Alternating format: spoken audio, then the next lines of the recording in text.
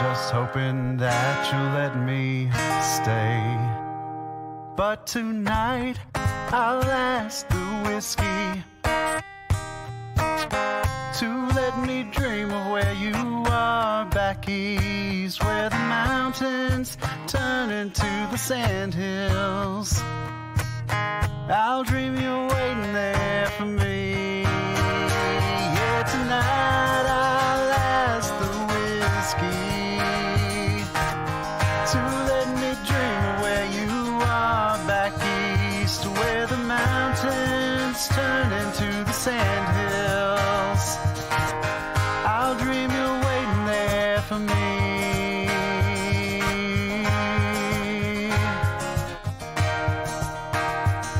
Tonight I'll ask the whiskey.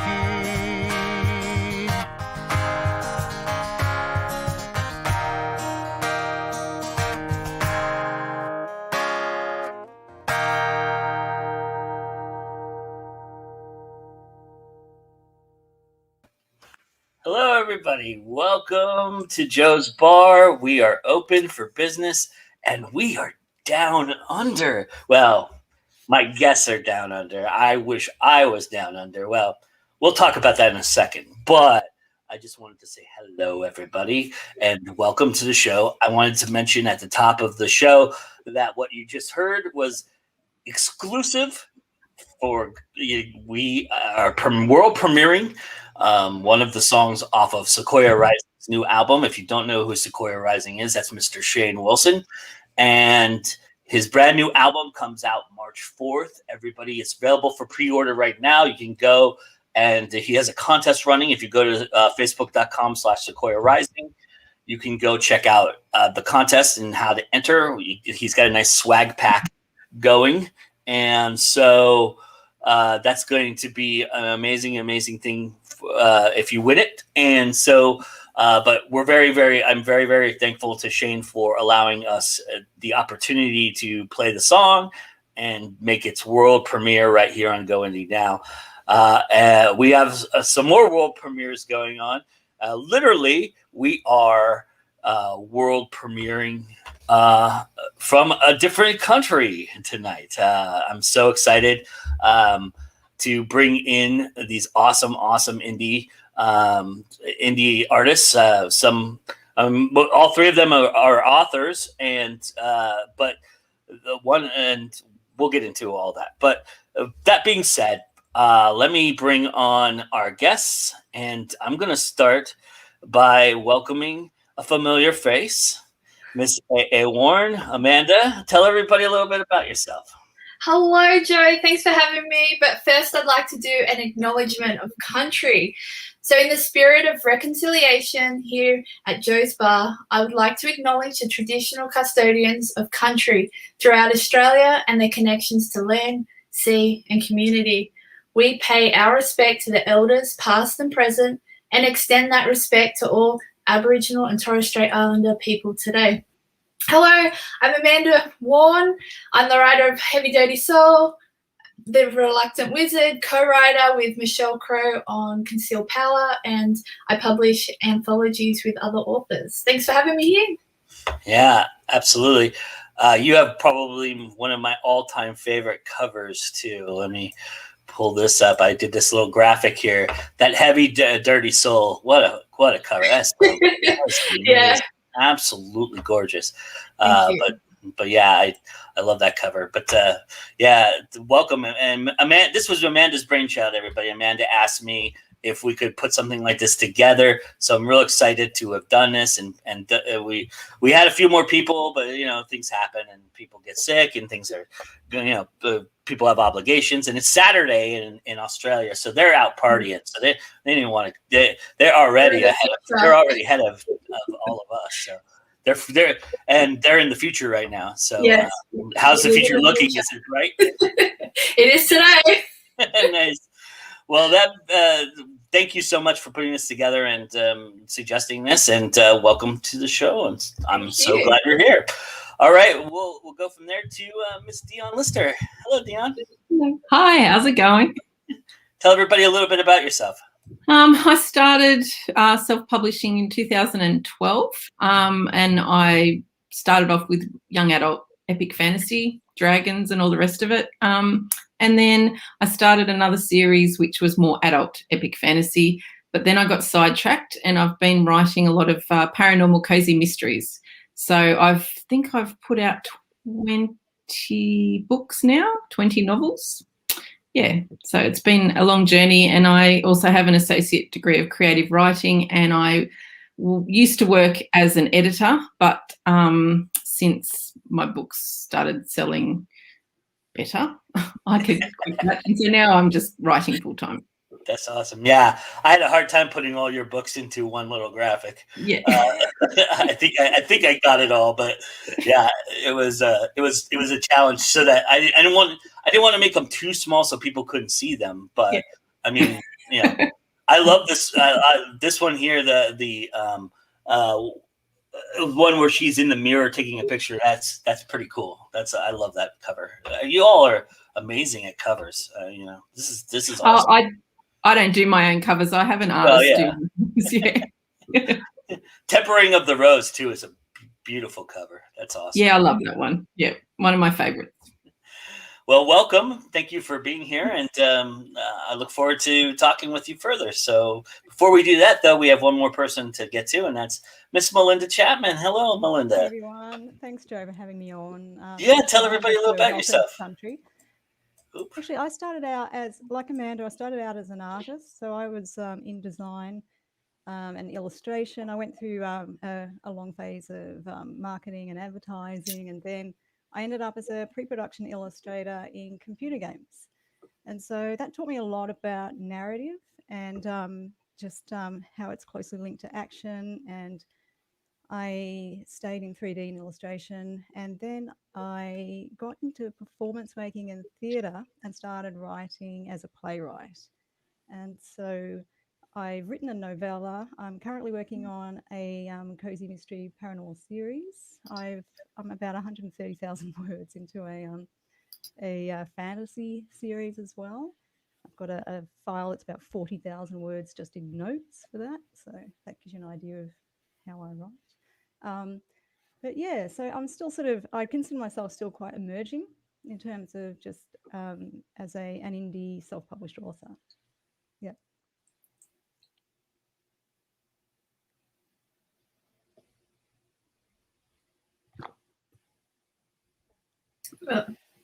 Joe, your mic is muted. Yeah, I thought, is this me? Here I am talking, and yeah, of course my mic is low because I was muted. But I was just saying, what did I say? Off of air, I said that they'll let us know if the mics are too low, and lo and behold, it didn't take them long. So, Melinda, you might want to adjust a little bit because they're saying you were very low. So. Oh, okay. So if I'm right on the mic here, it's better. But already the chat is on fire. So you guys are already hits. Well. First off, the shout out to Shane for his song. Very nice song. I'm not even going to touch this one with a 10-foot pole. Yes, I did say we're down. I am going down under, but of course it could. Everything could to you, Rebecca. So that's all right. But yep. So there's Mr. Shane Wilson's link for everybody, and then Kay Salida says it's going to be a good night. I agree. I'm real excited for tonight. I was real excited all day long. And then that is a killer cover and I believe that's for Amanda, but that's all for all of you. You guys had some awesome covers. I was saying earlier how I wished I was there. And it would have been cool to be there, but I think if I had to fly there right now, that would have been troublesome and tiresome and weary. And, I would have to spend 14 days without seeing you again. So I would have had to plan this month ahead to be there. So it's crazy, but our world nowadays. But yeah, but I'm super glad that you're all here. And thank you so much for being here. And I'm glad that the time zones kind of mesh at this point so that we can all hang out and be together. So that's pretty cool. And yes, she says, I'm already perverted and I haven't started drinking it. Yeah, well... So, that was awesome dedication, by the way, Amanda. Thank you so much for that. That was beautiful. I really Yeah, thank you for doing that. The acknowledgement. Yeah. Yeah, look, it needs to be done a lot more across all platforms for all Australians. And, you know, I just make it a ritual that's what I do every time I do an interview. Nice. That's awesome. Yeah, I generally pay, you know, homage to my Indigenous country, Darug country. But because we're all over the country, I thought I'd do it as a collective today. Yeah, I think people would be surprised to know that. Well, maybe not. I mean, maybe there's a lot of people out there who are better at geography than me, but you guys are probably very vastly spread apart. I mean, Australia is small, but it's not that small, right? It's actually almost as big as America in area, would you believe? I could, yeah, definitely believe it, and much more gorgeous. You take much better care of it. I can tell you that much. As from judging from all the traveling tourism photos that I pulled up for the video that you all saw, I had gone through quite a few of them to kind of find what I was looking for, and there's some gorgeous scenery out there. Of course, I would die to be on the beach in Sydney right now. That to me sounds like an awesome time. I'm a big water guy. I love the ocean and water and stuff. So, is it snowing where you are right now? No, I live in Northern California, so I don't get that kind of stuff. It's about. Let's see, I'm trying to do the metric system in my head.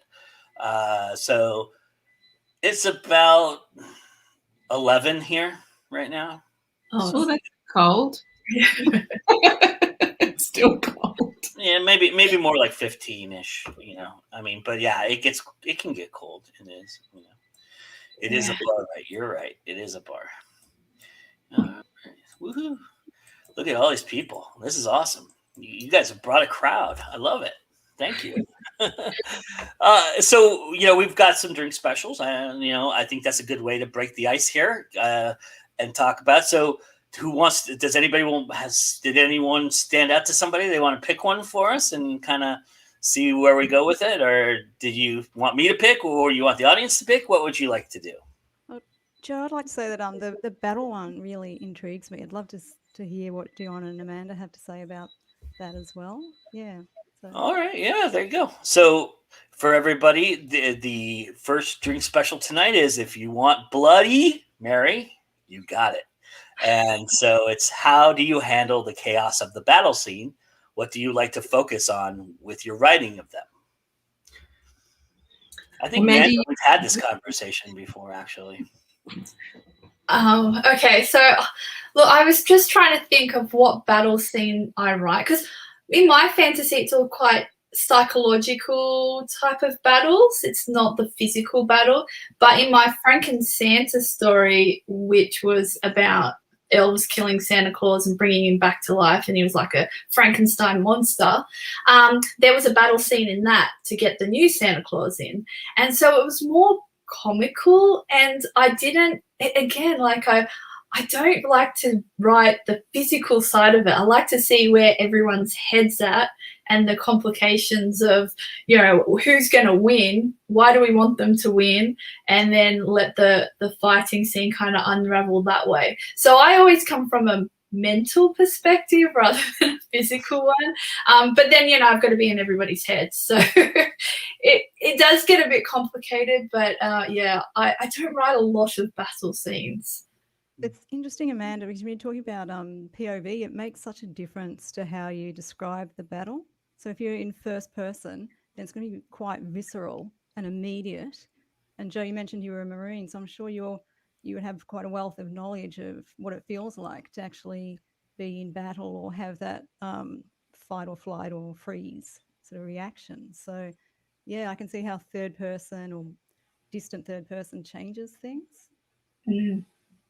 Well, I was mostly in simulated battles. I was what they call a Clinton Marine, so I didn't go into combat very often. There was no combat for me. I didn't see any action or anything like that. But I almost went to Haiti. That was as close as I got, but I did not. So I ended up not going. So, but yeah, I mean, we did war games and stuff like that, and of course I trained for all that stuff. But you know, it's not the same thing. But you know. Mm.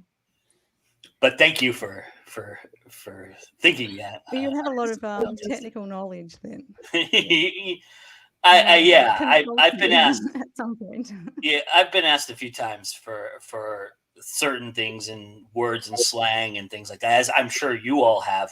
We can talk about that a little bit later. But I mean,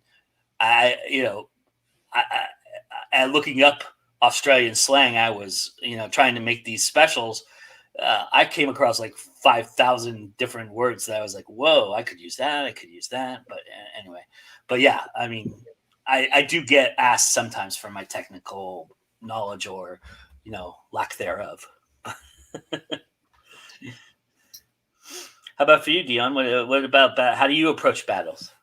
The last fantasy series, and actually the series I'm writing now is, it's set in today's world, and my characters are witches, but it's kind of like Bewitched, where the rest of the population doesn't know that they're witches. And so my characters work at the PIB, which is the Paranormal Investigation Bureau. So it's kind of like, even though they're in the UK and normal police don't have guns over there, but my characters do because they're special forces. So there's a few hand-to-hand battles. There are magical battles. When I'm writing my epic fantasy, there's swords, that kind of thing. I like to be very visceral when I'm writing it. I'll describe how the character feels internally. I'll also describe, like, I love gore. I used to write a bit of horror as well, and I just I love that stuff. So I love putting all that in there, like, and the sounds. Like, if you want to really get someone into that scene, you describe how it smells and how the things sound and what does it feel like when the person hits someone with their sword, that kind of thing. And I also did a really good course called Fight Like a Girl, and unfortunately Aki Flintheart, who created that, is now not with us anymore, but she was a 3rd Dan black belt in Aikido, and I actually do Hapkido, which is a Korean martial art. And she explained the differences between how men and women process adrenaline in their body, like how long it takes. So men, the adrenaline comes on a lot quicker. For women, it comes on slower, but then it lasts longer. So just things like that. So I've read up a bit on all that stuff because you want it to be as realistic as possible. So it means sometimes in a battle, though, if someone, say, gets punched in the face, they may not really feel it, not to the extent that they're going to stop fighting because the adrenaline's rushing. Just things like that. So, and I try and keep everything, even if it's fantasy, I still try and keep everything like that as grounded and as real as possible. So people don't have superpowers where they're just going to, be able to ignore totally getting their arm chopped off or something, So, yeah. And I try and keep it, so grounded that way so it doesn't become confusing, and just very logical the way I go about it, and I try and be as clear as possible so people don't get confused. And even you can try things out. So if you're describing the way someone's hitting somebody or moving around, like, can they actually really do that? Would that physically be possible? So you've got to consider everything when you're doing that. Yeah. Damien both has a question for you all, and he says, do you map out the battle, though, or so you don't lose track of who, where, who dies, how, etc.? And he adds, or do you just write as if you are there to capture the chaos? Yeah, I don't map anything. I'm a pantser. So it's all in my head, just all in my head. And I do imagine it plays like a movie in my head when I'm writing. So I'm writing it as if it's a movie scene, and I'm in there just seeing what's going on and feeling what's going on. So that's how I do it. Do you do a 360 peripheral when you do that, or are you focused on only if my character's noticing that? So I think every now and then in a battle, like, you've got to be aware about, like, you're listening to what's going on around you, and for the sake of not getting smashed in the back of the head, like, you've got to try and be aware. But if I'm stabbing someone, well, not me. See, this is how I think about it. When my character's stabbing someone, they're probably concentrating on making that happen. So, yeah. That's awesome. How about for you, Amanda, Melinda? What do you think? I have to map everything out. I have to map everything out. I'm not a pantser, and I watch it like a movie, but it goes really, really fast. So I have to quickly map it out and then go back and watch the movie quite slowly and then work my way through it. But then, yeah, if I can map it, then I turn off that critical mind and I can show more. But when I'm telling the story, then I'm just telling myself the story. So you gotta do it two ways. You know, you could tell if you ever get in a group of filmmakers that you write your book like a film, and you could tell them when they ask you, "Oh yeah, well, how do you see the scenes?" and you say, "Well, I'm capturing cuts." That's a filmmaker's term. So what you just described is what they call capturing cuts, and that's taking different cuts and looking at them at seconds at a time. So you look at them before the cut, after the cut, and then at the cut, and then you trim accordingly, and you look at it so that you look at it all at once a few times so that you can see how it transitions and everything like that. Yeah. So I used a lot of movie terms because, I approach writing like an art, and I learned storytelling through videos and movies because I was always surrounded by them. I learned a lot of technical terms. Like I only really got into writing once I understood focalization, where the camera sits and on the angles that it sits. And then something just clicked into me. I went, oh, now I know how to write. And it just went from there. I always do everything backwards in weird ways of learning, but it was focalization from filmmaking that made me write, which I don't know. I think we're all visual creatures, in that respect. So, how about for you, Melinda? What do you think about the plan? I'm similar to Amanda. I definitely see scenes as film. And I find sometimes if you just let that happen, then you can, as a lens, you can just pluck out the aspects of that film that work really well in description without bogging down the pace. So just really nuanced details that are there because you can picture it so fully, but not all of that goes into your description. And also in terms of planning, because the question was about planning, and I find there's an idea of a plan, but there's also sometimes you can come up with a great plan by just adapting to the questions required in this current scene or task. And so just ask yourself a lot of questions. So like, is your character experienced? Have they done any training? So are they going to go into a battle and be approaching it initially as if they're just in a drill, and then the adrenaline kicks in? There's so many things that you can ask yourself about the location, the geography. You can, if you want to continue the film theme, like just become your own location scout and just picture a whole bunch of different geographic locations and work out what's in that location that's going to change your battle. So it might be there's ruins and there's cover that's only this high, or whether it's this high, or it's an open field, or there's 3 inches of mud, or it's snowing, or you name it. Like there's so many things that will help you write just by picturing it in detail, and then it won't all go in, but the good parts will, hopefully. But and then there's sorry. Just there's just so many questions, I think, around even just the rules of engagement. Like, what are the politics? What's led to this battle? I'm only really just scraping the surface, and you can come up with these questions yourself just by thinking about your own world. And for gore fans like DIONNE and myself, who's bleeding? Why are they bleeding? How are they bleeding? How many did they lose a finger? Is there a finger on the ground? Where is the finger? Is it stuck in the sword? I mean, all those things you could think. You could drive yourself batty going through the little details of all that, As like this, Shane says, "Thwop, pang, swank," is what a sword sounds like.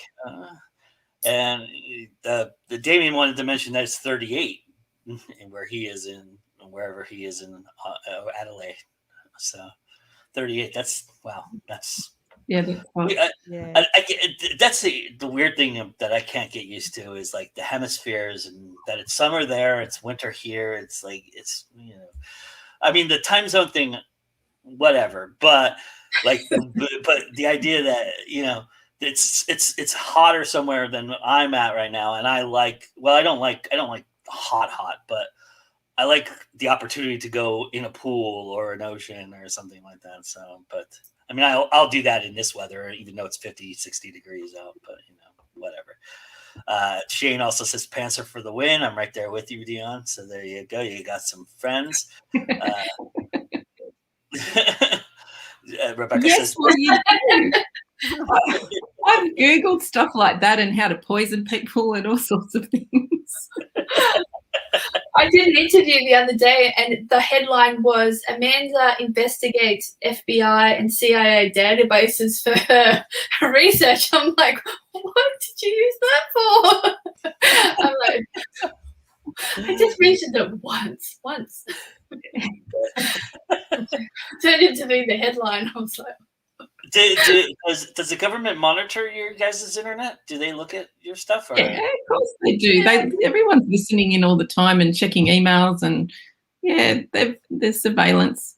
Yeah. Sorry for asking stupid questions. I have tons of them tonight, so you're just going to have to get used to me asking stupid questions. No, it's not stupid at all. I mean, I'm this close to asking you to go. I'm sorry, Melinda. I was going to say I'm this close to asking you to go flush the toilet and film it for us. So I was going to say that. That's the part I can't grasp. Is the I just can't believe that the three of us aren't upside down. Yeah. That would be weird. That would be tough for me. Damien really likes this topic. He's got another bunch of questions for you. He says, how do you avoid being stereotypical? Do you sit back after a battle scene and think, I've just copied Lord of the Rings fight?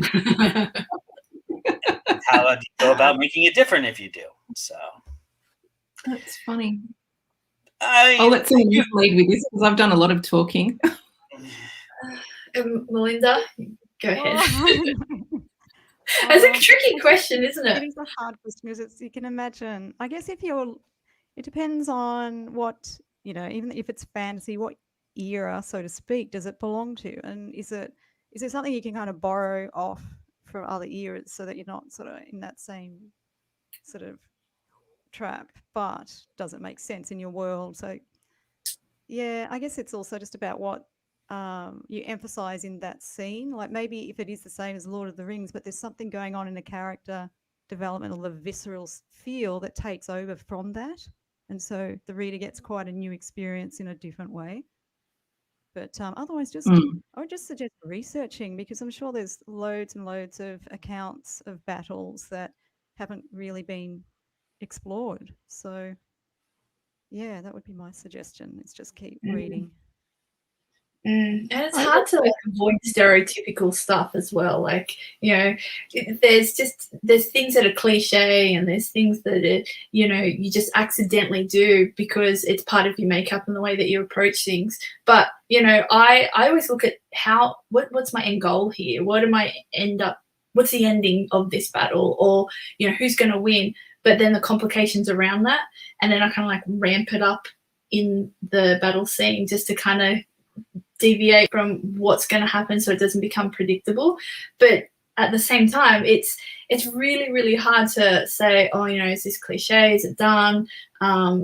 Because you've just got to figure out what your characters are capable of and not push the boundaries just to be different.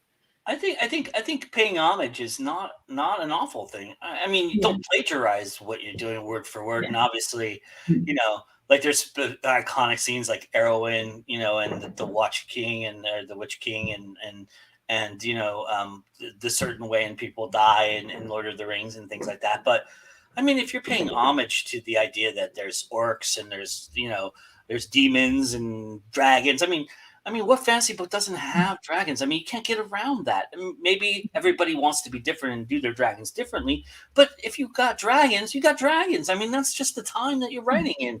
I mean, there's nothing wrong with paying a little homage. It's when it's just when it reads so much like that, and I think we're worse critics about that than our audience would be.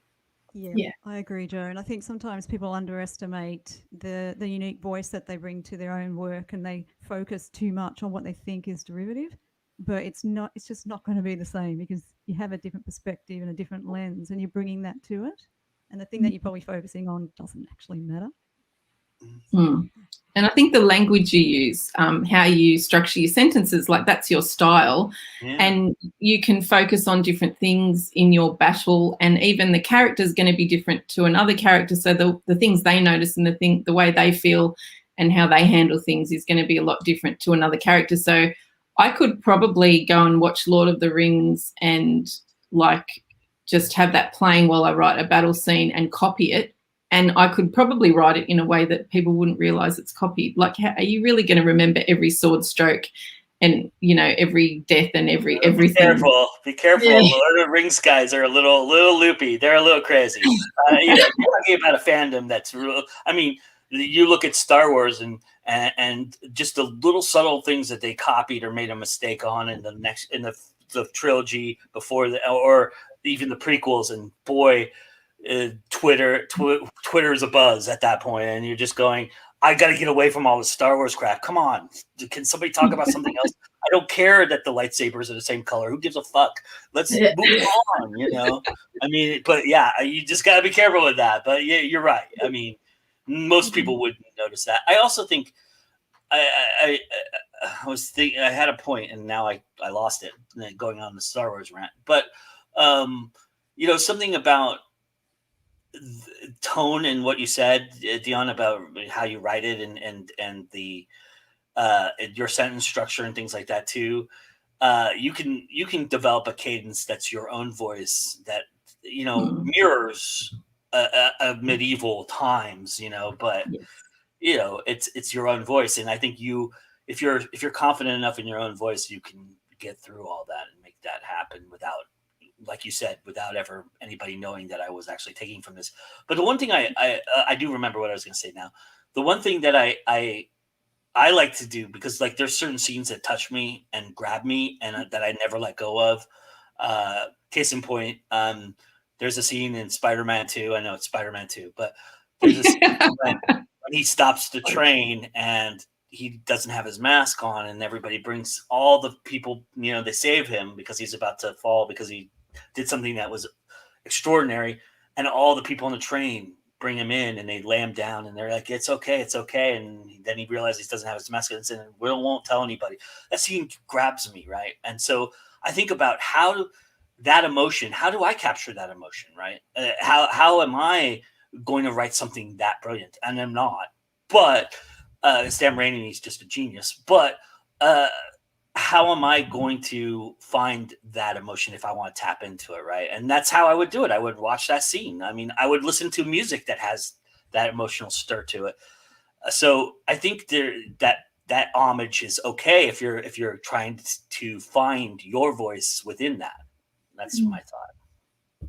Yeah. And Joe, it's a really good example. And I think sometimes too, with what you just said, is identifying why it moved you that much and what you identify with. And there is sort of like a key to the emotion that you can then put into the scene by understanding why it affected you. Because you can see, it's a great scene that you described. Yeah, that makes sense. So we've got some nice comments here. If you aren't on an FBI watch, are you really even writing? You know, we're all on a watch list together. Yep. Okay, she started drinking, so we're in trouble.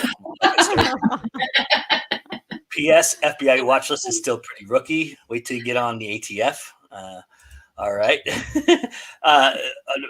Australians wouldn't know about ATF because they have gun control in their country because they're smart. Damn it. ATF is alcohol, tobacco, and firearms. Just so. All the things that Americans love too much. I was trying to think of Australian Tax Federation. I'm like, no, that doesn't exist. I'm like, ATF? Too many acronyms. Yes, that's another problem we have. We like to shorten things with little with little dots. You know. Yeah. No, the gun control thing is wacky. Yeah. Now, well, here it's great, but over there it's like. It's not ATF any longer anyway, she says. All right. So Damien won't let us go out of this. He has, can you have comedy in the battle scene to break up gore? Of course. Yeah, I think there's depends on I think it depends on the book. Because, and I've learnt this the hard way, because with my young adult series, like, I like to make people laugh, and I think I had comedy in there at times when there shouldn't have been. So, so now I write paranormal cozy mysteries because it can be comedy, or like most of the time. But you have to pick your moments carefully. Like, maybe the character has a reaction that would make you laugh when they kill someone. Like, maybe they can say a funny comment or whatever. But when they're I think you've got to be careful not to break the tension with that at the wrong spot. Yeah, but you could use it as long as you put it in the right places. I also think you can do, like, so there's a certain scene in Departed that came to my mind when you were talking about that, and it's a moment at the very beginning of the movie when Jack Nicholson kills a girl that her boyfriend ratted on them, and so he kills both of them, and he shoots her in the head to kill her, and she falls over, and he goes, "Gee, she felt funny." And the guy next, his number one, looks at him and goes, "You're a sick, twisted fuck. Well, why would you think that, right?" It was a laughing moment, but the person next to him called him out on it. So you could also do something like that, where somebody is sick and twisted, thinks it's a funny thing, and then the person next to him kind of brings in their own morals to it. Yeah, it's true. It's really based on your character and the tone of the book. Like, the book might actually allow that, and your character might just have that reaction to, deep, severe stress to make a joke. So, yeah, in that case, go for it. And Damien says it should be the weed, tobacco, alcohol, and firearms. Well, I mean, it's not that prevalent here. I mean, it's prevalent now because most states now have legalized it, but no, I think the point was WTAF, what the actual fuck. was referring to. That's awesome. Yes, that's the acronym I can get behind for sure. I do not want to be on the Australian tax F anything. That sounds scary. And then Katie adds, "Scornful mocking can be funny in battle." Yeah, I mean, I agree with Dionne. It depends on the context and what you're doing, but I mean, like I said, you could mix it in there if you really, really wanted to do that, right? I mean, well, I think if your character's goading someone, my character does it all the time in my cozy mysteries. She just has a natural talent for it. She can't help herself. She does goad people at times, but that's kind of just before the battle begins. So I guess she's trying to fire them up so much that they make a mistake. That's it. That's funny. Yeah, there's a American detective kind of like that, Veronica Mars. She's kind of snotty about that kind of thing too. I mean, there's a lot of them like that, but yeah. I mean, like, there's Dexter, who he doesn't mean to be funny, but sometimes he's funny just because of the tone of his voice, because he doesn't understand that what he's saying is funny, but he's just he just has no emotion behind it. So but I mean, you could there's all kinds of ways you can make that work, I think. And Katie says, or Legolas and Gimli counting their kill and comparing them during battle. That's a little hokey, though, I think, kind of. And is that in the book? I don't think that's in the book. I think that's more in the movie, right?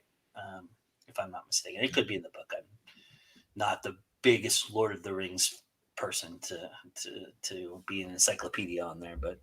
And then Damien had something to laugh at, but sorry, I missed that. The WTAF, I think that was yeah. Which I laughed at too. That was awesome. So I asked the chat what they wanted to pick next, and to probably nobody's surprised who knows her. Anita Stewart wants the stabby drink next. Anita is well known for her kills in her books, and so. So we'll do the stabby one if that's okay with everybody. Yeah, God, I have to go first. This is an American thing. Okay. I could care less. When you mean I couldn't care less, it's no. I couldn't. There's a knot in there. Please remember the knot. All right. Well, let me read it out, and then we can talk about it. So. Our stabby Victoria Bitter is the thing or phrase or trope you see non-Australians trying to relate to you with that drives you crazy. And actually, Amanda and I had a conversation there about this exact the thing. That's what I wanted to bring it up. Something we'll get into it. It has to do with shrimp on the Barbie, and everybody will be surprised. Every time, yeah. But go ahead, Dion. Just say what you got to say. I know I just said it already. It's fine. I've said it already. Yeah, so when people, Americans, or not all Americans, it's like not all men, not all Americans. Generalize, yeah. I could care less. It's like, oh, so you actually could care less. So you care. You know, and I just see that in so many books by American authors, and it just, every time I see it, it just drives me nuts. That's my little pet hate. Anyway. But that's more grammar, isn't it? I mean, that's not an Australian thing, is it? No, but it's a phrase or trope that I see as an Australian that drives me nuts, because no one ever says it here like that. Nobody, ever. You guys have all been educated. Yes, we're well aware that there's grammar schools in Australia. Hopefully, we're all aware of that. If we're not, you are now. You know, I mean, they even have schools for Aborigines and your, you know, and people out there for things like that. I mean, everybody's educated in Australia because they're fucking great. Australians are awesome. So, I mean, why wouldn't they be educated? Yeah. But anyways, I see Amanda biting her tongue and biting her lip. Yeah, I'm thinking the same thing. We don't do enough for our Indigenous Australians, unfortunately. So maybe we just should move on. Okay. Yeah, I won't tap that wound. I won't hurt it. No. There's stupid people everywhere. I get it. You know. But. So the trope that I hate is the attempt to do our accent. That just rings in my ears something shocking, and I cringe. And I don't know why I do it, but every American actor who just goes, and it's always shrimp on the Barbie, but they're in our accent. It's like, it's probably the worst accent that you can mock or even try. Everything else you can kind of train towards, but an Australian accent, I've never heard an actor actually achieve it. Really? That drives me nuts. You don't think Mel Gibson pulled off a pretty good Australian accent? Yeah, he's Australian. You know, come on. That's a bit of a stretch. I mean, yeah.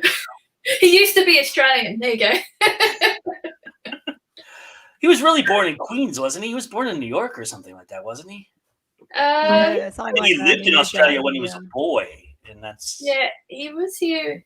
He actually was my art teacher's sister. He went out with her, so I know he was here for quite a while. Yeah, I know, small world.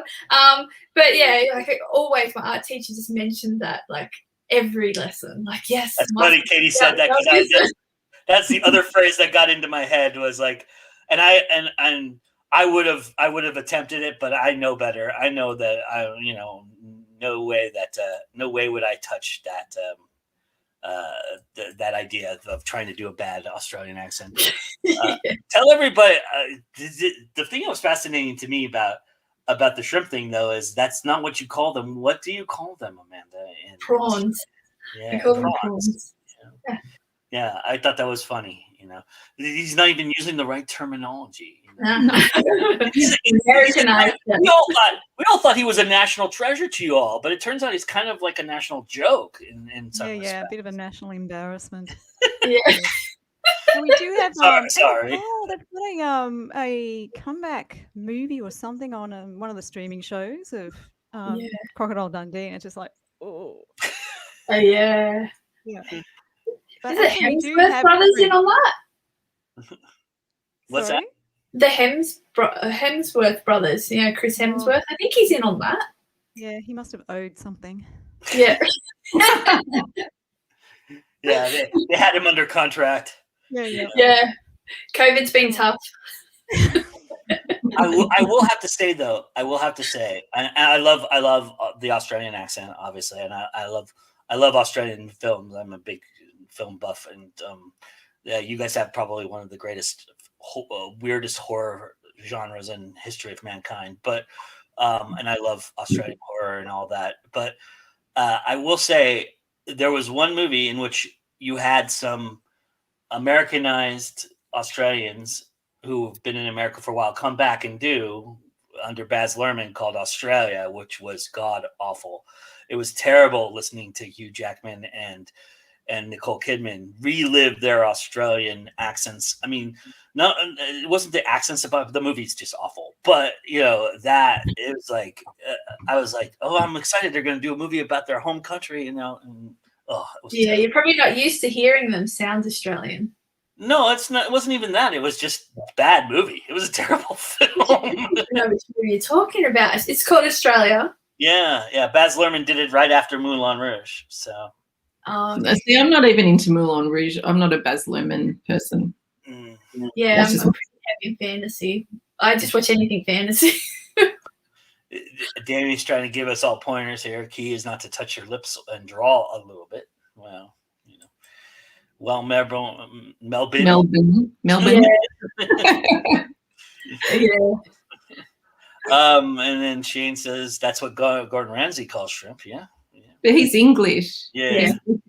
Yeah, prawns. Oh, yeah. Well, we have the similar language.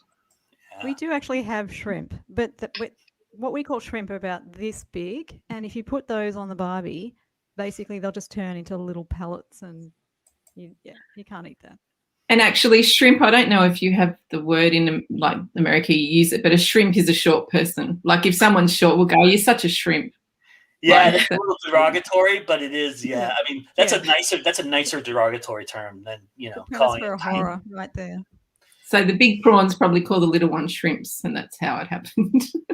Well, see, the thing is, like, so if you go to an American supermarket, right, what should be called prawns, the big suckers, they're called just extra big shrimp. I mean, it's just we like to make them sound a little grandiose than they really are, kind of thing. That's kind of our thing. But the for everybody. Wait, what did she say? Oh, wait, how big are prawns? Yeah, they're probably. Are we all doing the same?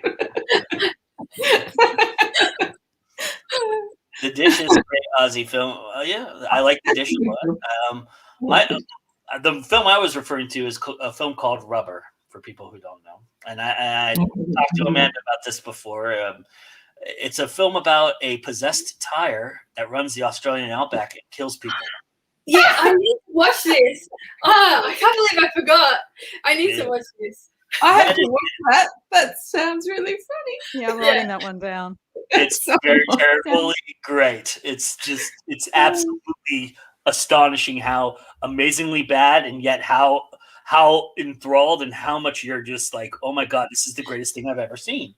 It doesn't speak, it just runs people over, it just kills people. It's freaking amazing. It's one of the goriest things I've ever seen too. I mean, it's just like, wow. They can do some damage, those tires. Have you ever seen anyone at a race meet? That's pretty bad. Yeah, ours are shrimp then, even the super big ones. Yeah. I have a long-standing joke with my buddy for Brisbane about how you have to be tough to live there because everything is out to kill you. Yeah, we do have a saying that 11 out of the top 10 deadliest creatures are in Australia. So, including Paul Hogan. Including the tires. There's like 13 actually, but we always say 10. So. Sorry, that was a bad joke. I apologize. I apologize to the Paul Hogan family and anybody who's a fan of Paul Hogan. These words are my own. They are not reflective of anybody in Australia. These lovely ladies did not say anything bad about Paul Hogan. I did. So come after the American. Don't come after the Australians. They, even though I'm sure I have a lot to say about Paul Hogan. I'll stick my funnel web onto them. All right. So I don't even think I read the next one. Yeah. That was we got into that conversation. So why don't we talk about I want to go off of the specials for a second. I'm curious how much. I mean, and I've asked Amanda this before. So I've talked to Amanda so many times that these conversations are just. So I apologize, Amanda, that you have to repeat yourself in talking. No, that's fine.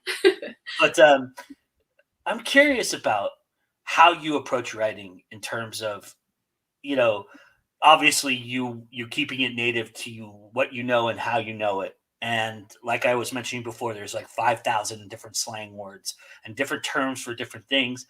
And obviously, to reach a global audience that you may have to modify something or change something. I mean, I talked about, when Amanda and I talked about this, I talked about my first book and what I found a niche in Germany of, Germans have a real thing for crime thrillers, and my book was a crime thriller. So I went out there and I thought, well, maybe I can do some really good things with this. And so when I did it, there were some things that they actually had me take out because they were offensive, but they were American phrases, and I kept it in English. And if I turned it into German, it would probably sounded a little bit better or a little different. But I had to take those things out or rewrite them for just the German audience. And so I'm kind of curious what your perception is and what your perspective is on how you write toward knowing that you want to reach a global audience. And Dionne, you're a USA Today bestseller, right? Correct. Yes. So you obviously have some experience with this.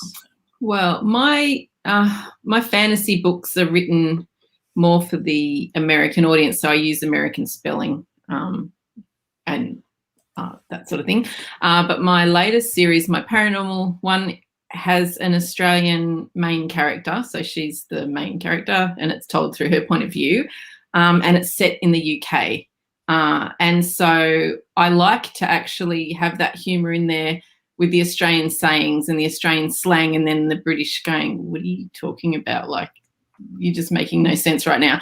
But by the same token, there's a couple of sayings we have here, and I don't remember them off the top of my head, phrases or words, and they're actually quite offensive in Britain. And thank goodness I have a UK editor, and she picks that stuff out for me and goes, oh, you don't really want to have that because that. And then, so now I've learnt that, if I have something that sounds a little bit different, I will circle that and say to her, is this offensive or is it okay? So, and even different things like they call, I think, roast potato. If you have a roast dinner, it's different to a baked dinner over there. Yeah. Over here, it's the same. So I've had a few readers from the UK sort of say, oh, this isn't right or that's not right, but they forget that my actual Australian character can say these things and it makes sense. If one of the British characters in the series said it, it would be wrong because they're British, but my character's still Australian. And the Americans, they don't seem to worry. They know that it's set in the UK, and I think if anything's confusing, they just look it up. So, yeah. So you do have to be aware of your audience, but you can actually make it a feature of what you're writing, depending on where the character's from. I'm more curious, are you thinking about that when you're writing? You're probably not, right? You're just getting out whatever you need to get out and then thinking about that after the fact. No, because I'm an editor as well. When I'm writing, I'm thinking, have I just constructed a sentence the same way as this before? Am I repeating that structure? I've just used this word, I better pick another word. And so I'm using the thesaurus and I'm doing all sorts of things while I'm writing. So I actually am thinking about that, but you don't have to. That's what the editing process is for, but that's just my process. Yeah. I'm the same way. I mean, if I'll go as far as I think I want to go with it. Even if it's completely over the top and offensive, and we'll whittle it down from there because I just got to get it out of my head, and that's the way I saw it. So I put it down. Obviously, I would never want it to be published like that, but I do whittle and obviously edit. But those things are, I think sometimes you just got to get it out, and put it down sometimes. Yeah.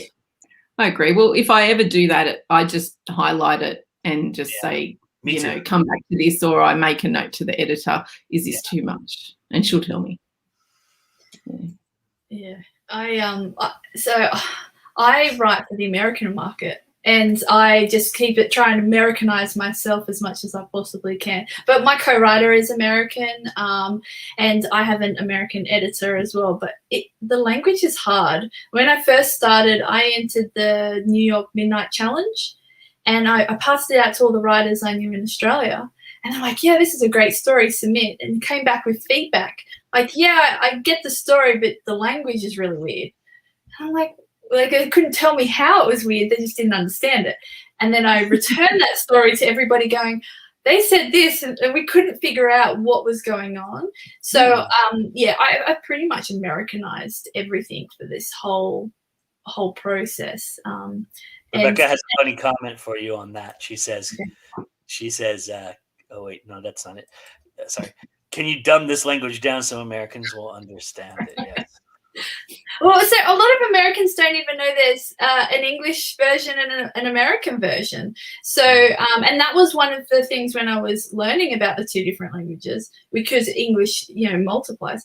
But, a lot of American readers will pick up a book. If they get halfway through 2 pages and seen 2 spelling mistakes where they've used an S instead of a Z, they'll go, oh, this is full of mistakes, close it, and walk away. So I was very conscious of, okay, how am I going to approach the language? And that was one of the reasons why I thought I'll just go American. How about for you, Melinda? Well, first of all, I have to start with a funny story, because in the UK, talking of language, they refer to pants as only underwear, whereas in Australia, pants can be trousers. So twice, I really embarrassed myself by saying something along the lines of, I'm not wearing any pants today, to my work colleagues, and my pants have been wet all morning.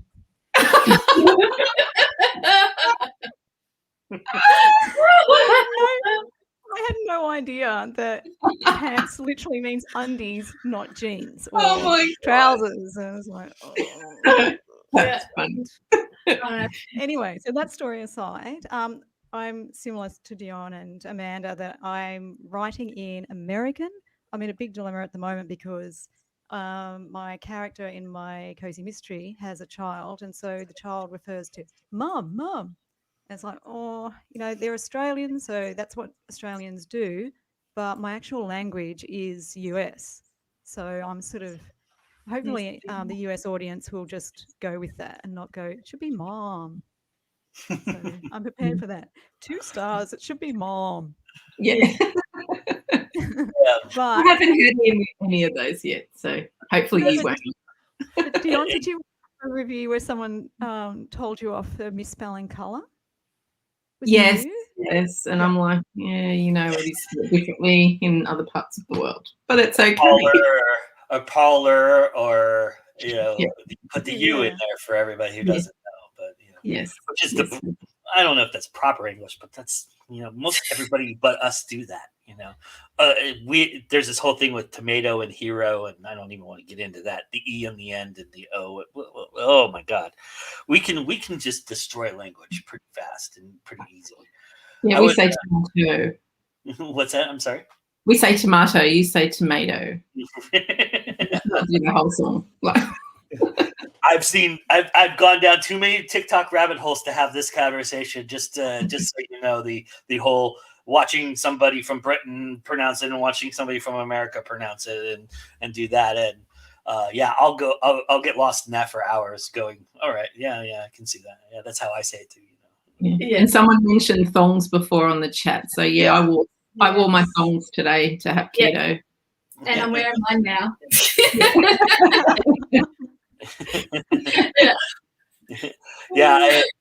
I had an English friend ask me once about the word fag, and because I was reading the arc of his next book, and he used a line, and he said you're not offended by the word, and I said no, I know that it's a cigarette, and that's what they call it in England, so I understand that.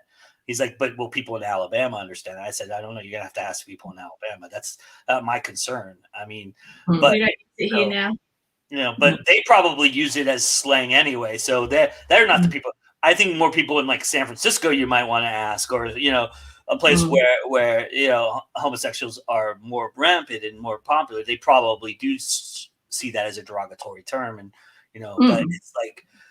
As I would assume, and I said it already tonight, Aborigine is probably a derogatory term. They probably use, natives or, indigenous, right? So, as in Canada, Indians is a derogatory term. It's indigenous people. You want to, but that's language for you, right? It's all have but different... it's context too. Like if you're writing a book that might have been from the turn of the century, like I don't know what they called cigarettes back then. In Australia, they probably did call them fags back then, or in the 30s or 40s.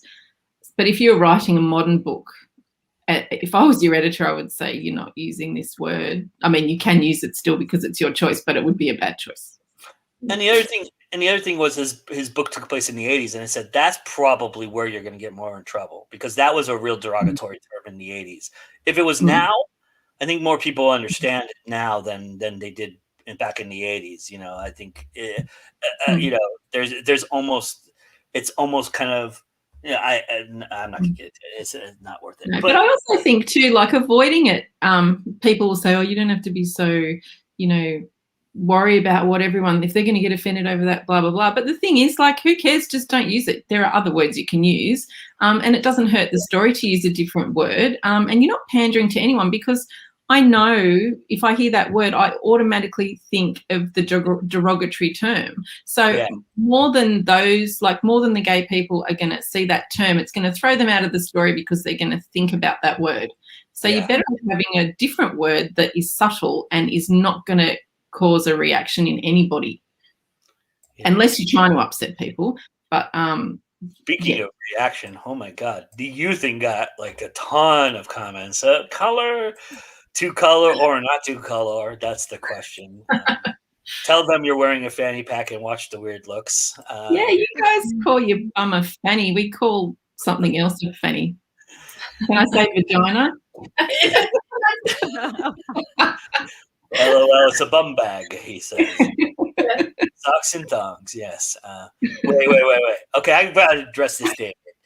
You guys wear socks with your... oh, come on. Oh, some people do, and it's terrible. It's not fashion sense, but yeah. Oh, that's not good. No, that's what you do when you're just going out to the letterbox. You know, that's a universal no, you know. Yeah. We call them yobbos. Yeah.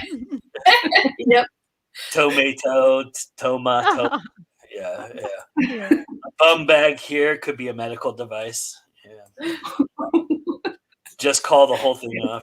I know, I was singing the song. And what about the term fair dinkum? Yeah, there's a bucket where Paul Hogan is, and that term goes in that bucket. Yeah. She would love to hear some more colloquialisms, as I butcher that word in my mouth. To me, there are okay, we won't get into that one, but struth is a swear term.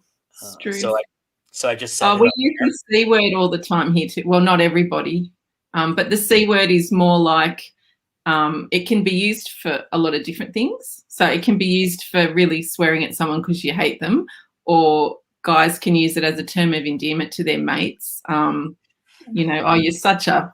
And again, being a movie guy, just a scene popped into my head. There's a scene in Donnie Brasco where they're talking about, you know, because he's portraying an Italian, you know, mafia guy, and so the FBI guys, these guys from, like, you know, the South, are asking him, "Hey, what's forget about it?" And then he goes into the whole explanation, and he's like, "It's sometimes, you know, it means forget about it. Sometimes it means, you know, hey, that Raquel, well, she's a great piece of ass.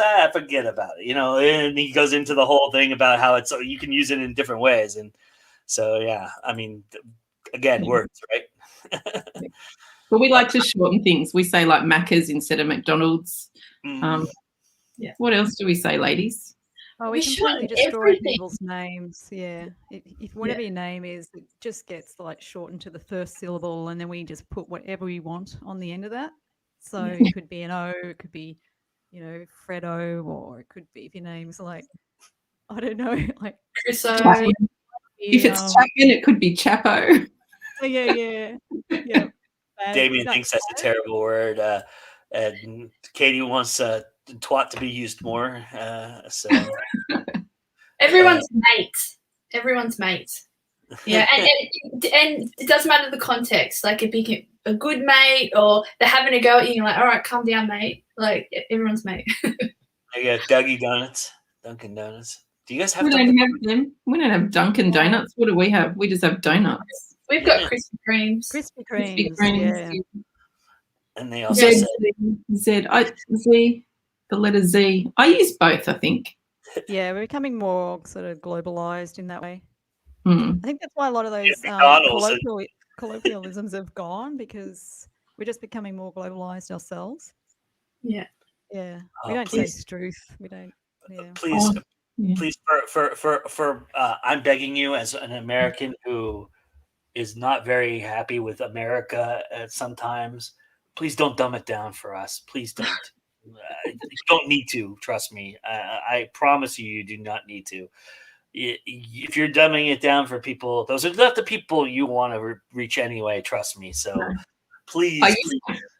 I joked with a friend of mine that with our epic fantasies, because I got some really stupid reviews like, this is a book for young adults, 1 star, and it was actually a young adult book. So there you go. But we need to put a disclaimer on the front of our books, like, not advised for people with an IQ less than 90 or something, Make sure the right people buy it. Yeah. Yes, we're all egging you on to be more pervy. All right. We're headed toward the home stretch here, but shall we do another one? Does anybody want to pick what's left of the fun drink specials? Do What does the the black. chat say? Yeah, we could do the Mr. Black Espresso All right. martini. Mr. Black Espresso Martini, which I found very oddly interesting.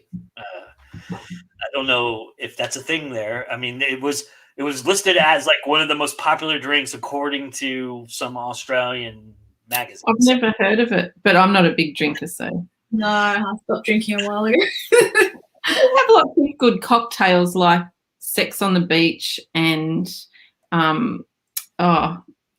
Slippery Nipple and things like that you could have had. Pandora's box, by the way, by saying we all want you to be more perfect.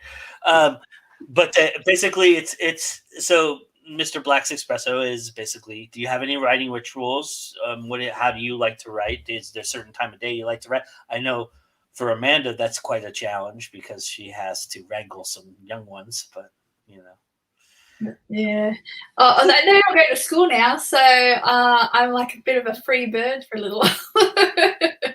I try and write as much as I possibly can. That's and then when they're home on the weekends, I'm like, who wants to go play dates at people's houses so I can keep writing? Nice. No, I'm not that bad. They're pretty good actually. But as in rituals, so I pretty much wake up now 5 a.m. and I just clean the house because that kind of motivates me. And I'm not a morning person. So if I get all my work done, like the mum stuff and the cleaning, get it all out of the way, then I've got the rest of the day to write. So that's kind of like my ritual. But, there are days where I've got deadlines, and then there's like Mount Everest of washing in my laundry. So I kind of then, and I feel like if I go out of the ritual, I don't write as well. So I think that's important to have like cues throughout the day and not skip meals, because I'm a really bad person. I'll go, I don't have time to eat lunch, and I'll end up having like 2 coffees, and then I have to have a nanny nap before the kids come home. So yeah, I do have quite a lot of little rituals away from writing, so I can maximize the writing during the day.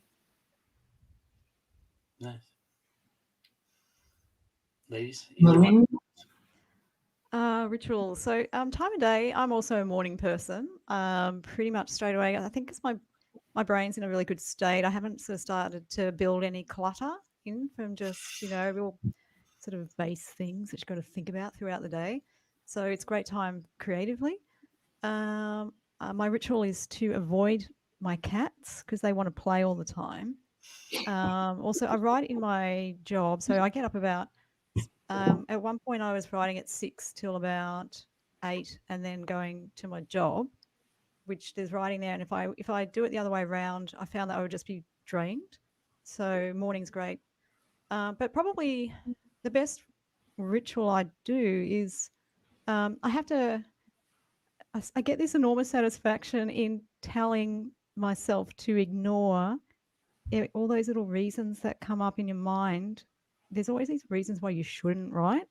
And my ritual is to say, oh, it's a trick.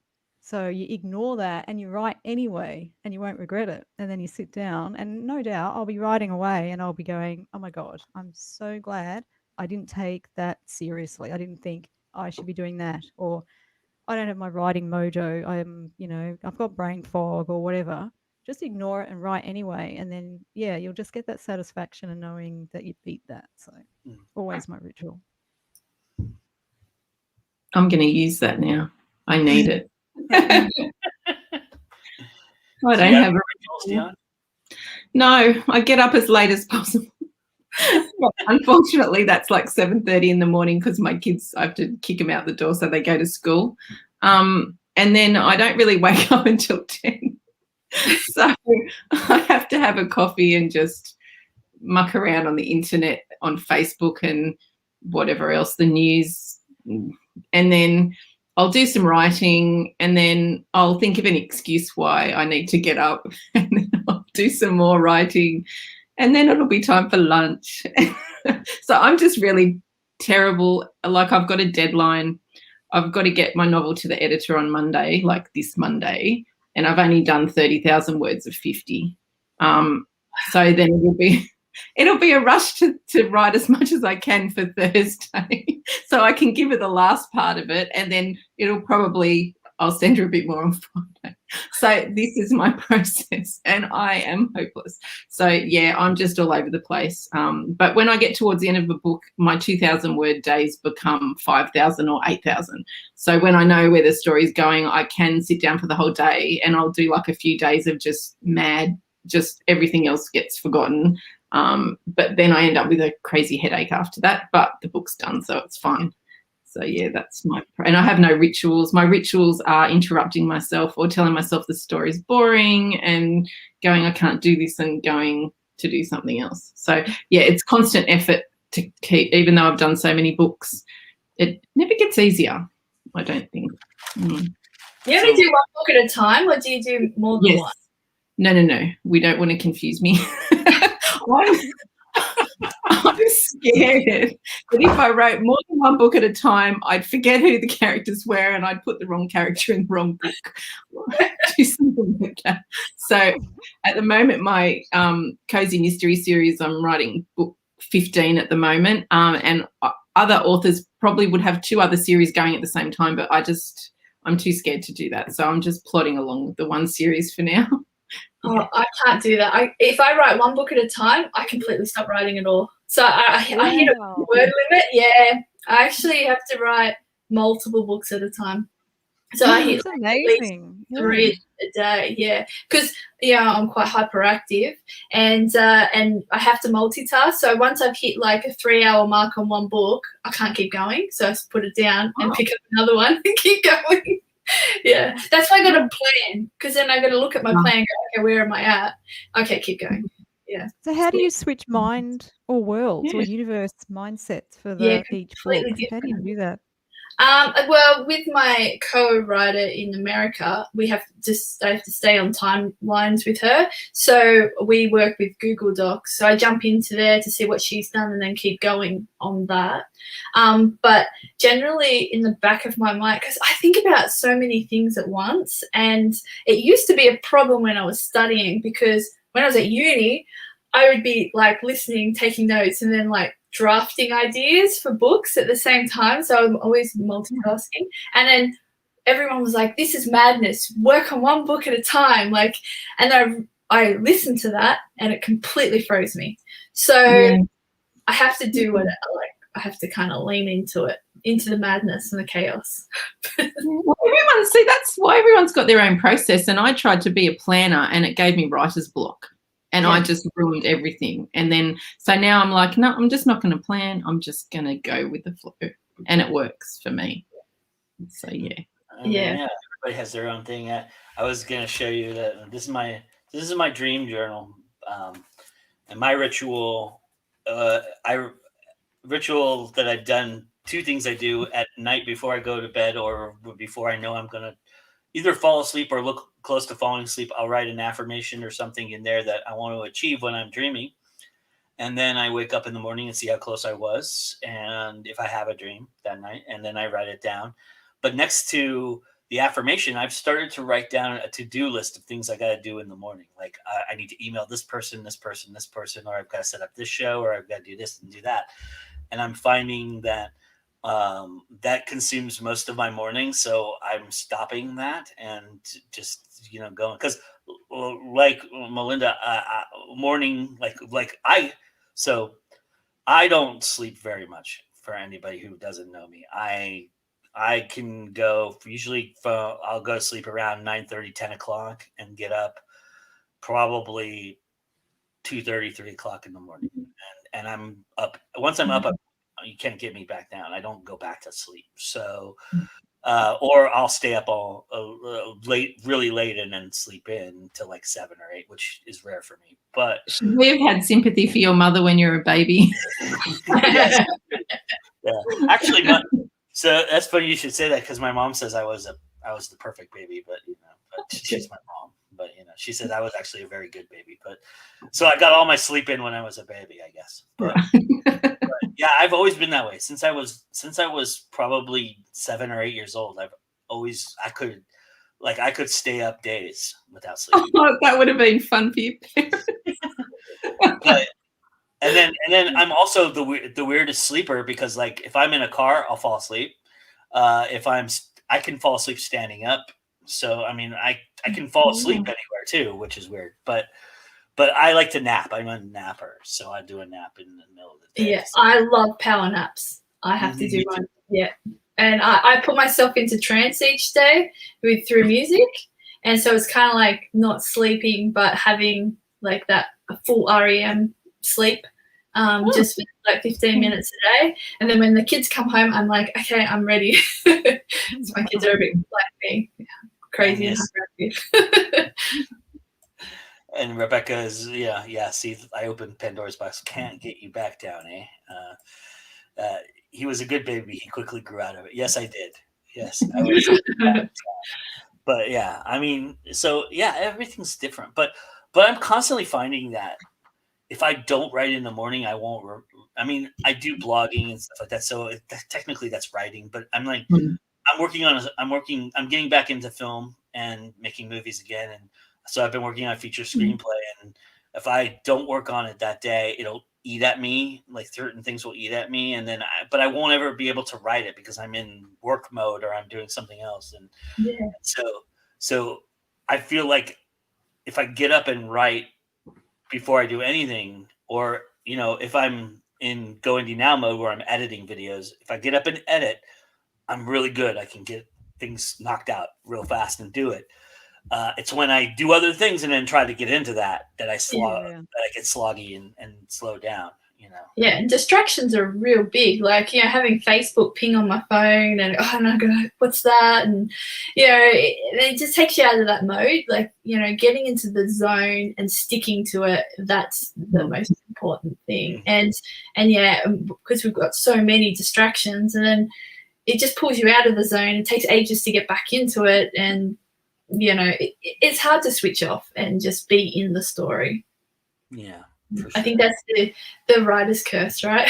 You got to achieve it, and once you've achieved it, you got to repeat it. Yes. I'm sorry. Go ahead, Melinda. Oh no, I was just saying yes. Yeah, to Amanda. I was going to ask you, Amanda, when you go back to a story, are you often, because this happens to me a lot, right? I'll stop at a certain point when I feel like I can stop, right? But what I end up doing is I'll go back further than where I'm at. I'll go back probably 3 or 4 chapters before.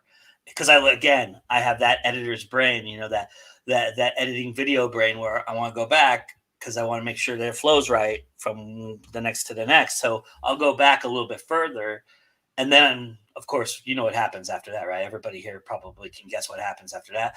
I'm rewriting from that moment forward, right? I'm not actually forward progressing at all. I'm going backwards and rewriting all that crap because I see it's garbage, and I'll rewrite it and then I'll get a few extra words in there just so that I feel like I've written something that day. But that's so I really, really make sure that it's all out of me first, because if I leave something on the table just because I'm out of time or I have to go do something or that, I'm screwed, because then I'm back to editing instead of writing.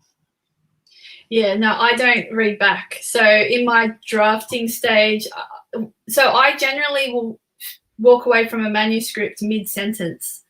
And yeah. You can't Because I do writing sprints, so it's like I'll write for 40 minutes and then get off and do like cleaning or just move or stretch or get my body moving, because I will sit on the computer for 12 hours straight. But so what I do is 40 minutes, and then once the alarm goes off, I get up mid-sentence, and then I know just reread that sentence and go, oh yeah, I was there, and then keep going. So yeah. How can you do mid-sentence? Because it's the zone. See, when you're in the zone, you go, oh, yeah, okay, I know where I was, and then it just keeps going. But if you, like, get rid of everything and pour it on the page to the point where you go, oh, I'm stop, when you get off, you're going to come back and go, well, what comes next? So if you already know what comes next when you leave, when you come back in, you just keep going with the flow. I've never met anybody who actually stops when people tell them to stop at the end of the writing sprint. Every single person, you'll see them going like this to get that sentence out.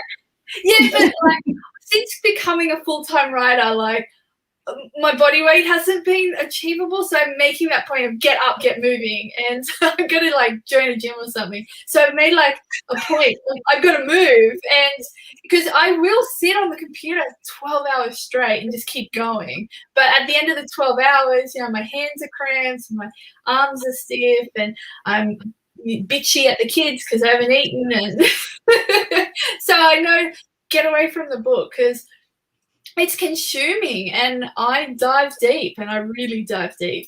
So that's why I don't approach. I always say it's like an art practice, because if I'm standing and painting a canvas or something, I'm in that zone as well. So I know that this is like more of a art practice than a job for me. Wow, that's amazing. I applaud. That's weird. That's why I say my brain's weird. It works different to everyone else. That's amazing. I wish I had that kind of discipline. I mean, really, seriously, that's just. Oh, it's unmedicated hyperactivity. That's what it is. Okay, maybe I don't wish that. Maybe I'm okay where I'm at then. I'll take that back. Universe, I'm okay where I'm at. Universe, I'm good. Yeah. Just train it so I've got output. Yeah, no, I mean, even if I go back to the point where I stop, right? I'm rewriting those first two sentences. I'm rewriting. I can't. I know it's dog shit. I automatically know it's crap. So I just go right ahead and just go for it and rewrite. I just can't do it. So we've got about 7 minutes if everybody wants to hang a little bit longer. You guys are riling up the chat pretty good. So I don't know if we can do one of these in a short period of time, but we could do the walkabout the Tambourine Mountain. Again, Tambourine Mountain, one of those things that I saw like everywhere, every article I read about in Australia, probably nobody's ever had it, right? It doesn't know what it is, but that's what I get for trying to Google stuff in America about Australia. But so what part of the country do you like to visit and get inspired by in writing? Well, someone else can start this. Melinda? Well, I think in a general way, it's definitely the ocean. I live by the beach, and there's just something about going down to the water and just being around that sort of body of water. And I guess it's to do with the islands as well. But it's just really good for your creativity. So sometimes I'll just sit in the sand and just think through scenes, think through plotting, think through backstory for villains or, whatever. And it's, I guess, because when Dionne was talking about she's a pantser and not a planner, I'm more of a planner, but I think sometimes you can, pantsers just having that automatic flow, sometimes they can get a quality to their writing, or their intuition just takes them to places that they might not go if they planned. And so I try and counteract my planning by finding other ways to be intuitive, and that involves, things like that, like going off to the ocean and just creating, just imagining. a lot of writing for me is actually thinking. The writing part is like a third of it. 2/3 is thinking, and it's finding the time to think. Yeah.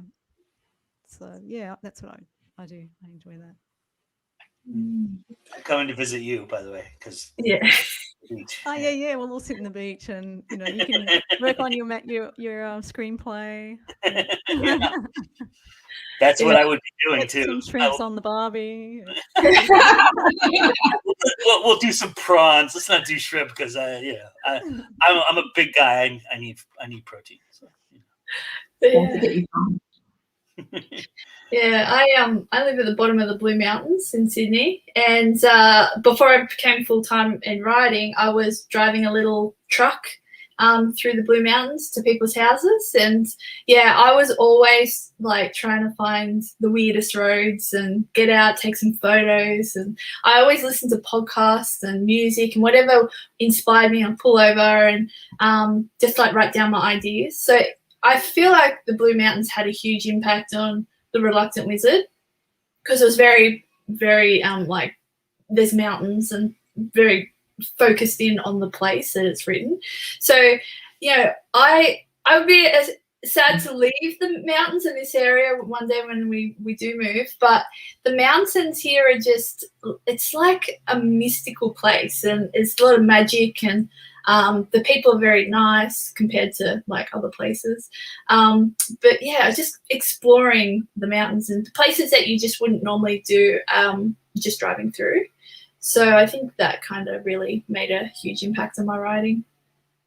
I was thinking to myself when you were saying about moving, I can just imagine your husband looking at your bookcase and going, "Fuck this, I'm not moving." Yeah, I have to cull it. I've pointed to the kids a lot, and they're like, "What?" Yeah. That looks daunting in itself. I know. Just taking the books out and putting them in boxes would just drive me insane. Yeah, I'm gonna pack them early, so then that way they come. Yeah, plus it's like next to my bed, and there's books everywhere. How about for you, Dionne? Where do you like to go? What are your? I think anywhere in nature. I actually live near the beach too, and I do like going for a walk around the water. But even just around the neighbourhood, like it's the process of walking and your brain just goes off into wherever it goes off into. And I always listen to music when I write. I can write with or without music, but I do like to have music on. But if I do have music on, I have a song on repeat. That way I'm getting the music, but I'm not distracted by, oh, it's a new song. Oh, I like this song. I told you, everybody. Australians are smart. I've learned so much. I'm going to take so much from this 90 minutes. I'm telling you right now. I'm just like, okay, repeat songs. Just keep going, all that. Yeah, I've got some really good tips thanks to you ladies tonight. So I appreciate it. Do you listen to music with words in it though? Or yes. Oh wow, so I can't do that. So that's why I have it on repeat. Because after the first time I've heard it, like I'm singing along, and then I'm like, oh, it's the same song again. Cool, I like this song, but I don't have to sing along the second, third, fourth, fifth time. So if it was a new song every time, I'd be distracted and go, oh, this song, and then I'd want to sing along with that song. So that's why having it on repeat works for me. Yeah. I listen to gaming music, has no words in it, but it's designed to keep you awake and more focused at longer. Tricky. So yeah, so if you Google gaming music, and you'll realize how like switched on you are, because that's why kids can sit there for hours on end and not move, because they're like focused. Like you need that, Amanda. I know, I do. See, because it's distracting. I Facebook lights up and then I'm distracted. So the gaming music keeps me focused. I'm going to write this down and check it out. Yeah. The audience agrees with you. They say Pandora is awesome, but yeah. How about for you, Melinda? Do you like music, or are you silent? Well, it's a good question. I think sometimes music has such a powerful impact on your emotions that it can be a good thing or a bad thing. So it can actually sort of skew the feeling that you might be writing into a character at that moment. But sometimes it's good. but I find that I either listen to stuff that's sort of similar, not maybe I'll try the gaming music, but there's music that does help your brain waves for just being active and all that sort of stuff. But other than that, nothing with words in it. And even just stuff that's just too much of a beat or whatever. I'll have to admit that I used to be a dancer, and so if I hear music that's really, really good and catchy, my brain will start kind of choreographing in my head. It's like, so yeah, generally no music because of that, but otherwise just something that just helps focus. I used to really electronic, just low key. Practically the fridge humming is fine for me. So. I used to try meditating before, and I found that relaxed me so much and calmed me so much that I couldn't tap into anything. So now I get the most violent, aggressive playlist I can possibly find, and I will listen to that. If I know I'm going to write, because I write dark and things of that nature. So if I know I'm going to do some gore or do something like that, I will go into some very, very good doom or black or dark metal and speed metal and just rip it through me for a good half hour, good playlist right before I write, and then I'm like pumped up and ready to go. So. Oh, I can totally see Film that. scores are good. What's that? Film scores are really good as well. That's the music that they put in films. And I love the Dark Knight for the Batman movie, because any intense set scene that I need to write, I put that on, play it really loud, and it just sets the right mood. And then all of a sudden I'm like, wow, this is just flowing out of me. Turn the music off and I'm like, wait, what was I writing?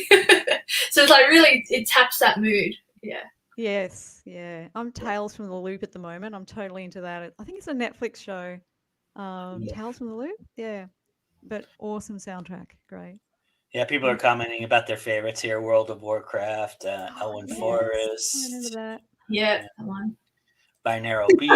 Binaural Beats, yes. Everybody's agreeing with each other. So last week, JD Estrada, who's I think is still there and listening to us and he's done some comments in there.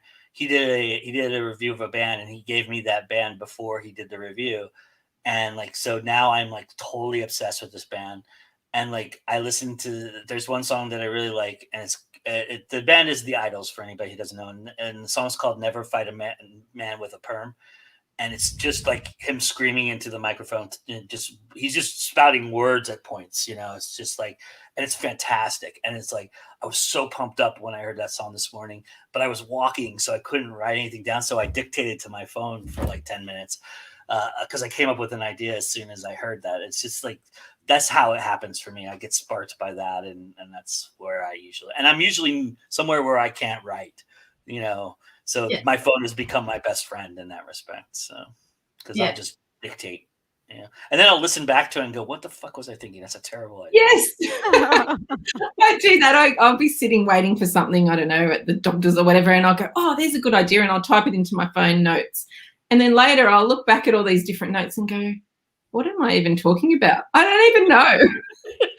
Yeah, that's in the middle of the night when you wake up and you're like, I've got the best idea, I'll never forget it, and you write down a little reminder in 2 or 3 words, because that will jog your memory, and then in the morning you're like, I'm just going to throw it out there and go, no, it's Well, this has been a wonderful conversation. I'm so glad we visited down under to Australia. And I'm so grateful to Amanda for putting this together and making this happen. Y'all are just fantastic. See, I went American on y'all, and this has been an awesome conversation, ladies. You've just been so amazing, and thank you so much for it. Tell everybody. We'll go around the room and tell everybody where they can find you, where they can check you out. And I'll have the links up right after this. Sorry, my day got away from me. I was going to put them up before this, but I'll make sure that they all gave me their links, so I'm going to put all their links up and into the description so that you guys can go grab some of these amazing books. I mean, these covers. If you're not in love with these covers, it's something wrong with you. Really, seriously. They're just awesome. So we'll go the opposite direction this time. So Dionne, tell everybody where they can check you out at. I'm on Facebook, Dionne Lister. I'm on Twitter at Dionne Lister. I'm on Instagram at Dionne Author. I am, I have a website, www.dionlisterwriter.com, I think. So yeah, and my books are everywhere. So I have them on Amazon. I have them on Barnes & Noble. They're on Apple. They're all places like that. You can order paperbacks or ebooks. Give And everybody the names of them. So okay. So my young adult series, which is probably the first book's my worst book ever because it's the first book I ever put out. So don't judge me for that. It's called Shadows of the Realm, and that's a young adult fantasy trilogy with dragons. That's the first book. And then Tempering the Rose is book 1 in an adult fantasy series, and I really do need to write book 2 this year. It's been a long time, but writing book 2, I ended up with writer's block. So then I was reading a lot and got inspired to do paranormal cozy mysteries, and Witch Napped in Westram is the first one. And actually, this is another one of those language things. It's actually spelt Westerham, which is how I would have said it. But apparently the Brits pronounce it Westram. So losing a few letters in there. And that's actually free as an ebook everywhere. And I'm about to put out book 15 if I can finish it in time. Wow, that's awesome. Congratulations. That's fantastic. Okay, Melinda, tell everybody where they can check you out. Okay, so I'm on Facebook as melindachapman.writes. And I'm just going to check my Instagram. So my Instagram is _melinda.c_. And so, yeah, if you just want to, follow me, and then I can just send you updates when my current series the first 2 books are out. So, yeah. And I've got a play that's just being published at the moment, and so that'll be available soon too. So I was just going to ask you about that. That's awesome. Did you produce it? Has it actually been on stage before? Yeah. It had a production, and yeah, I'd like to do it again. I was actually in it that time, but I'd like to direct it at some stage. So what would be really awesome is if someone else did it, and just to see how they interpreted it, and for me just to go and sit in the audience. That's awesome. What I look forward to. Yeah, that's it. When people find out that I've written books and make movies, they always go, "Oh, so you're gonna make your book into a movie?" I said, "No, that's why I wrote it as a book. Somebody else can make it into a movie. I would be very happy to sell the rights to anybody who wants to pay me for them, but I am not going to touch that with a 10-foot pole. I wrote it as a book because that's how I wrote. That's how I felt like writing it. I didn't need to write it as anything else. So, yeah, and I would so never different adapt as well too. Yeah. All right, Amanda. You can find me at Facebook, Twitter, Instagram, all at aawarne. I'm at aawarne.com. You can send me a message through Facebook. I'm happy to reply. Yeah, that's me. What's the name of your series so people can check them out? It's like young adult, but it's kind of quite wide readership for the reluctant wizard. Then I've got Heavy Dirty Soul and Concealed Power, which is co-written by Michelle Crow. The adults, and that's quite twisted fantasy. It's generally speculative fiction, but yeah, it's heavy on the fantasy side.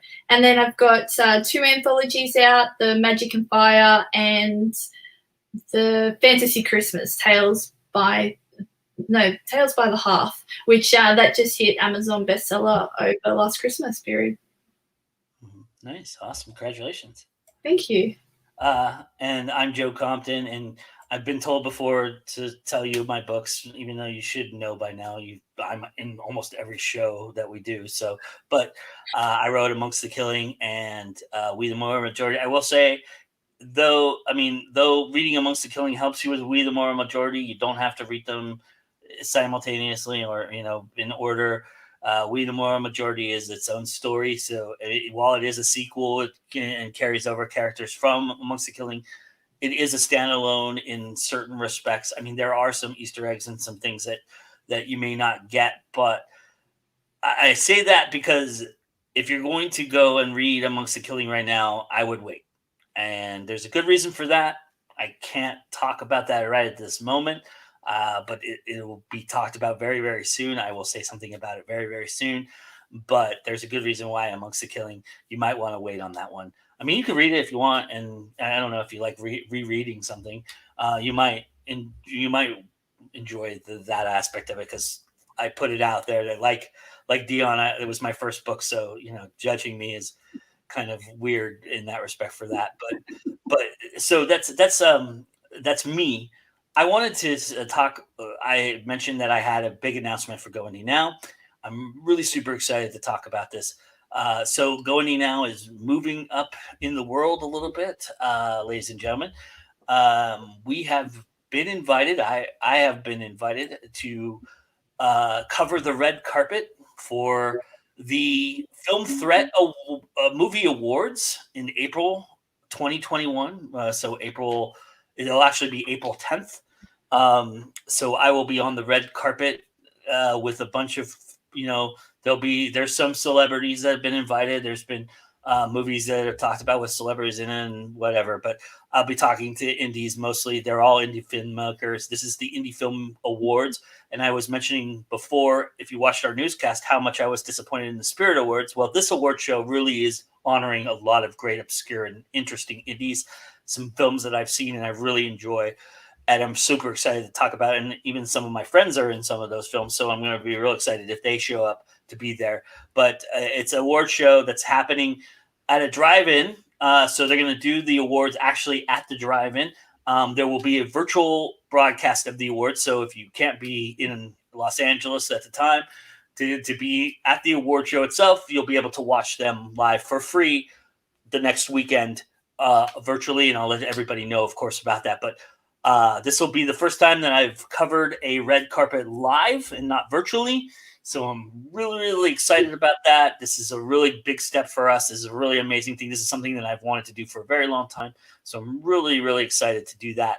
So that is my big announcement. We will be there. I'm going to try and figure out how to stream it live so that we could do it live, so you can watch as I'm actually doing it, so that I don't also have to do a ton of editing.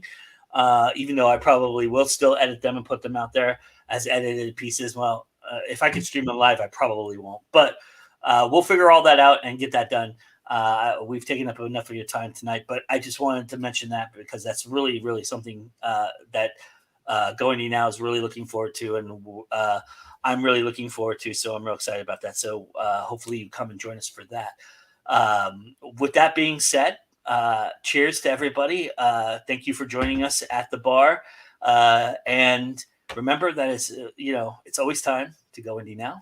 And with that, the bar is closed. Good night, all, and good day, and good afternoon, and wherever you are, enjoy whatever time period you're in, because you're everywhere. And you guys were great tonight, so thank you so much. And we'll see you again soon. See you next month for another Joe's Bar.